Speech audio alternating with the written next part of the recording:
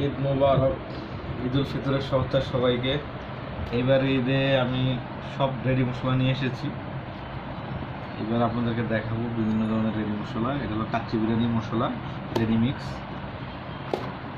তারপরে আমি নিয়ে এসেছি কালাভুনা রেসিপির মশলা, যেটা আপনারা দেখতে পাচ্ছেন, কালাভুনা মশলা।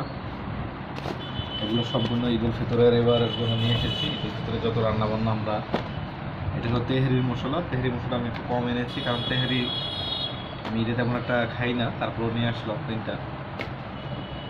তারপরে নিয়ে আসি, বিশেষ করে আমি কাবাবটা খুব বেশি পরিমাণে খাই।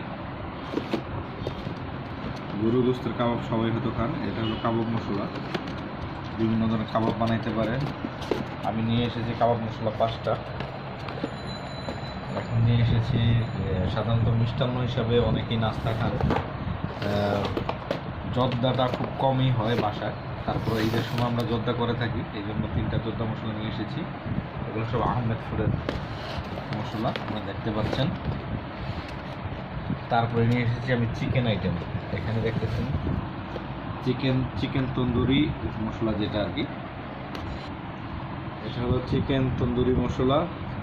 অনেক সময় আমরা চিকেন তন্দুরি বাইরে খেয়ে থাকি, এটা আমি ঈদের সাধারণত এগুলো বাসায় করে থাকি, এই জন্য নিয়ে আসছি। আর তারপরে নিয়ে আসতেছি আপনাদের জন্য যেটা কাচ্চি বিরিয়ানি আর কি।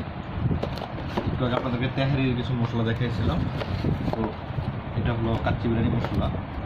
তেহারি এবং কাচ্চি বিরিয়ানিটা বাসায় কমই করে থাকি, এই জন্য কমে নিয়ে আসছি। 3টা এনেছি। এটা কাচ্চি বিরিয়ানি মশলা এখানে 4টা নিয়ে এসেছি।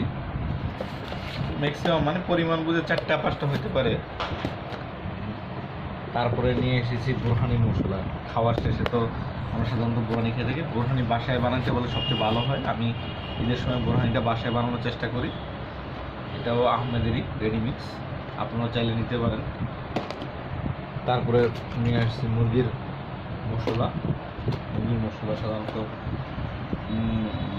যে ধরনের রান্নাবান্না হয় বাসায়, এগুলো সাধারণ ডাল মাংস রান্না করার জন্য মুরগির মশলা কম বেশি করে। আমি একটা মুরগির মশলা আপনাদের একটু দেখাচ্ছি। এখন রান্না করবে জন্য সেটা আহমেদি দেখলাম, এগুলো সব ইনটেক আছে।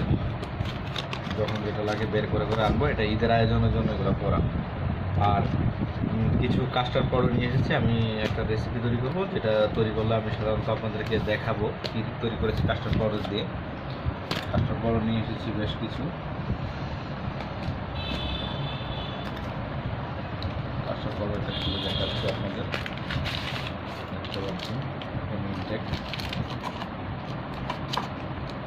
এইবারের ঈদের আয়োজনে এগুলো আমার রেডি মশলা দিয়ে করবো চিন্তা ভাবনা করেছি। সাধারণত বাসায় তৈরি মশলা আমি অনেক করে থাকি, কিন্তু এবার রেডি মশলা দেবো। আর এগুলো নিয়ে এসেছি 5টা কেওড়া জল, আমার গোলাপ জল। এগুলো কালার একই দেখতে। এখানে 3টা কেওড়া জল আছে, 2টা গোলাপ জল আছে। এই হলো এবার ঈদের মোটামুটি কেনাকাটা, সাধারণত খাবার আইটেমের জন্য আর কি, রান্নাবান্নার জন্য নিয়ে এসেছি। ধন্যবাদ সবাইকে।